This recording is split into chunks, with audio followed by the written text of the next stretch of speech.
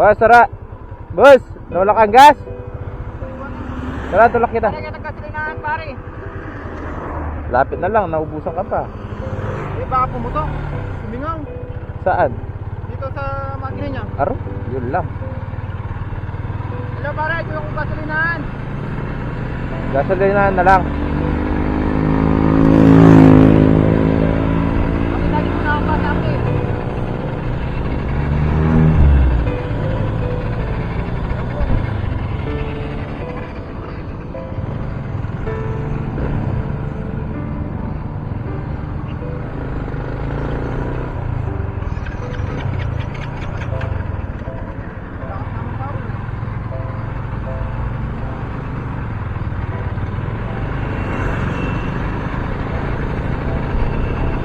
Sa loob na makina mo iputok, pumutok. O, saan ka? Yan na ako sa bakulan dyan, no? O, tara, diretso na kita.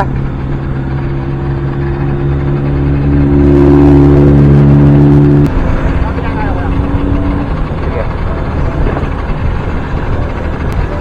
Dito sa kanto. Sa kanto na yan.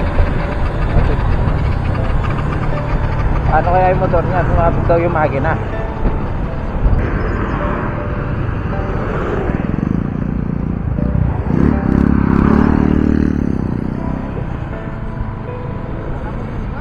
Ha?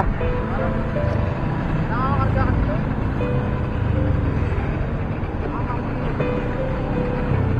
Ano, nakakarga yung makina mo? Ah, bumigay niyan.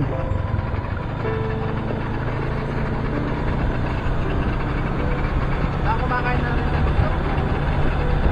Sinigil ko kung lang na nun. Ha? Yun lang. Daw talaga well maintained yan eh. Pag ano na, kargado na yung makina eh.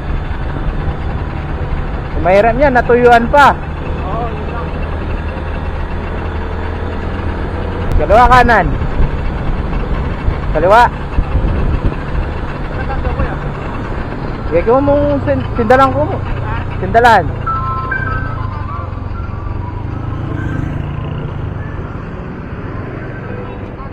Santana ako pa. Ay, Santa Ana. Oo. Hindi lang kami. Ano ba yung trabaho mo? Hindi lang kami magtawid sa mga event. O dyan, anong gagawin mo dyan? Hindi, mga kasama ko lang dito. Biniting ka pa sa pupuntahan mo ah. Saan ka? Dito?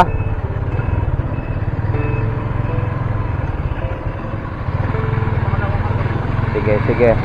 Lapit lang naman eh. Papunta akong Bataan ngayon.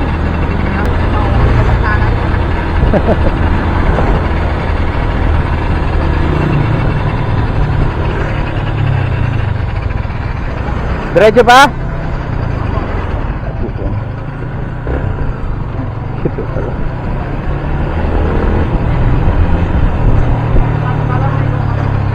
Ha? Ano? Kala may kalaskas. Oo nga eh, no? Baka pambelt.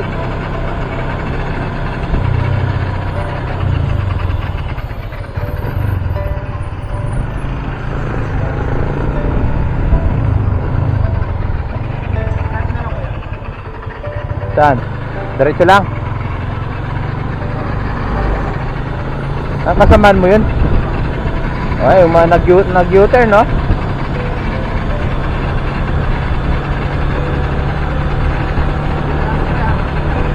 Ah, saan? Yung brown na ano? Ah, sige. Ay, may event sila. Sa event sila nagtatrabaho. Sige, you're welcome. Taga Santa Ana pa daw siya, kaso may pumutok daw sa makina niya. Yun lang. Kapag nagka-aberya ka, diba? Pero siyempre, nadaanan niya ako kanina yun eh. Medyo nagmamadali siya. Tulak na natin kesa naman magtulak siya hanggang doon. So ayun guys, nakatulong na naman tayo kahit papano.